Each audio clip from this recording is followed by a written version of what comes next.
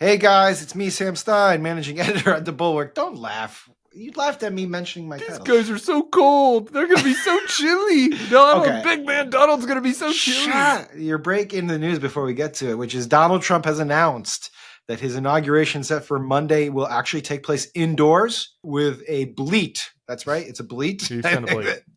He sent a bleat. He said, "There's an Arctic blast sweeping the country. I don't want to see people hurt or injured in any way." I'm not laughing at that. That's fair. "It's dangerous conditions for tens of thousands of law enforcement, first responders, blah, blah, blah, blah, blah. Therefore, I have ordered the inauguration address, in addition to the prayers and other speeches, to be delivered in the United States Capitol Rotunda, as was used by Ronald Reagan in 1985, also because of the very cold weather. Blah, blah, blah, blah, blah. Various dignitaries, guests will be brought into the Capitol. This will be a very beautiful experience for all, and especially for the large TV audience." I don't really think that actually matters. He's really to the large worried TV about the audience. Capitol Police might get cold. The same And here we Capitol go. Police I sicked a mob to attack the guys that got tased because of me. Well, I sat inside the White House Look, it's looking at the big screen TV, eating fucking well-done hamburgers while these cops were getting attacked and batoned and speared by flags. I'm so worried about it. They might get a little chilly. So I gotta move it inside. Maybe it's just that you're a pussy. We can say that again now, right? Can't we say that now? I thought I was told we can say that in Trump 2.0. No, we can't do that. I mean, it's you Trump 2.0. You can bleep. We're not. It's Friday, January 17th. Not yet. Trump 2.0. Okay. He says he will open the Capital One Arena on Monday for live viewing of his historic event and to host the presidential parade. He will join the crowd after his swearing in. Look, the parade's still happening, or it's an indoor parade? They're gonna go around. They gotta go around the basketball hoops. They'll stop and take a few shots. You know, Trump will show off his crossover. Look, I'm going to say, one, to your point, a better January for the Capitol Police overall than 4 years ago. Taking a little bit more care of them this time around. Like to see it. Two, I think it's fine. It's going to be 20 fucking degrees on Monday. It's freezing. I don't know where you were in 08 for the...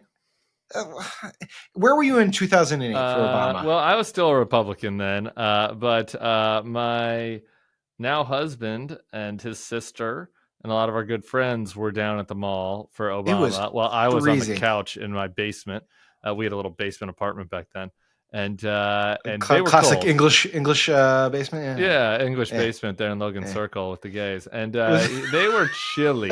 Can I tell a funny story? Can I tell a funny story of that? Please. I want to say, it was so cold that day. I got stuck in the Purple Tunnel of Death. Look it up if you don't know what the Purple Tunnel of Death was.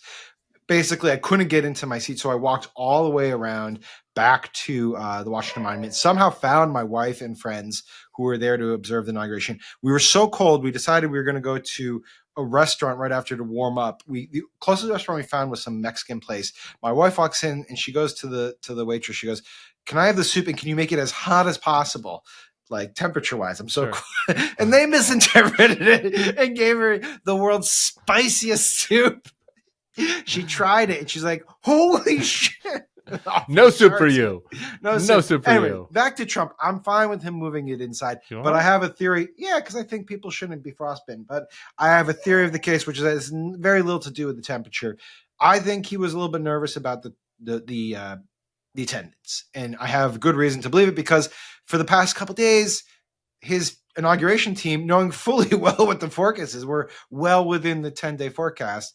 They were advertising to get people to come to the inauguration. They weren't advertising hoping that they could fill the Capital One Arena. They knew they wanted to fill the mall. And I think that is a signal that they were a little bit worried about attendance and the fact that they're moving in while it is smart and convenient and will result in less cases of frostbite. I do think it also is driven by desire to not have a poorly attended inauguration as what happened in 2017. Yeah, I mean, Sean Spicer, kind of victory for Sean, right? I know. He's not going to have to lie. We got to replay that clip in here for sure. Okay, let's watch Sean Spicer. This was the largest audience to ever witness an inauguration, period, both in person and around the globe. Even the New York Times printed a photograph showing that a misrepresentation of the crowd in the original tweet in their paper, which showed the full extent of the support, depth, and crowd and intensity that existed. These attempts to lessen the enthusiasm of the inauguration are shameful and wrong. My former boss. Been a long 9 years. So yeah, not gonna have to lie. Who is it now? Caroline. Largest audience, yeah. Caroline's not gonna have to lie about the largest audience. Good post here. Not every post on social media is awful. Dan's Cafe. You ever had any brews at Dan's Cafe? It's been a long time. Dan's Cafe is kind of like an early 20-somethings hangout in Adams Morgan. There's no windows, just to be clear.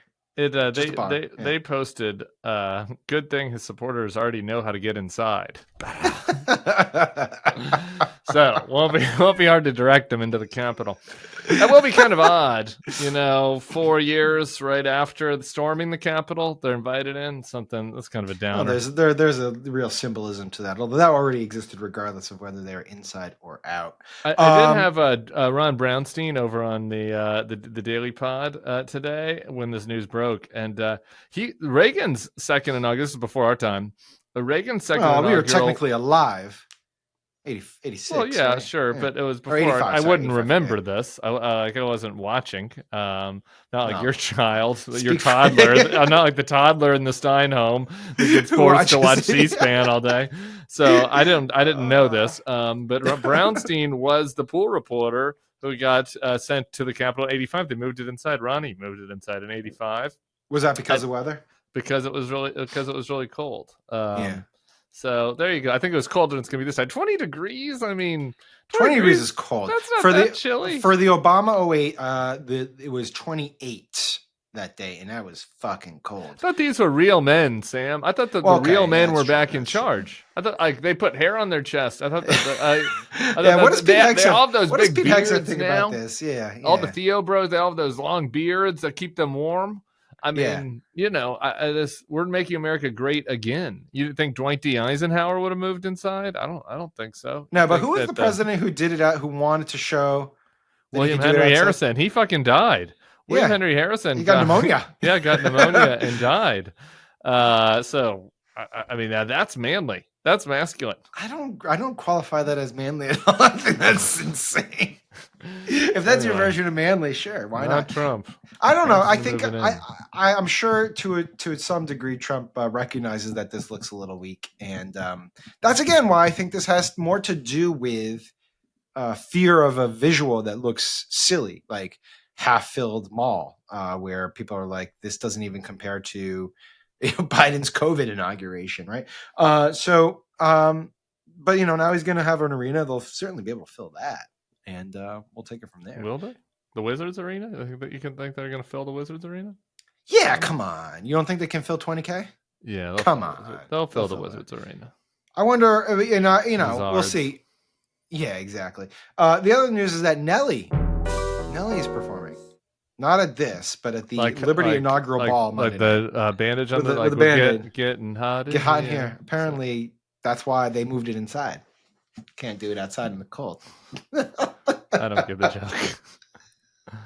You don't get the joke. It's getting hot in here. It's cold out. Yeah, so take off. My humor is at a different level. I just keep on all your clothes, MAGA Americans at the Liberty Ball. That would be my message. A, you've got to stay warm because it's so chilly out there. But B, none of us want to see what's happening underneath there. I'll be fine without it. Think about that. Think about what Donald looks like without his shirt on. Why do I need to think about that? Just sit with that for a second. I'm not going to. That's something. I appreciate that. Let's end at that. All right. Later. Hey, guys. Subscribe to the feed.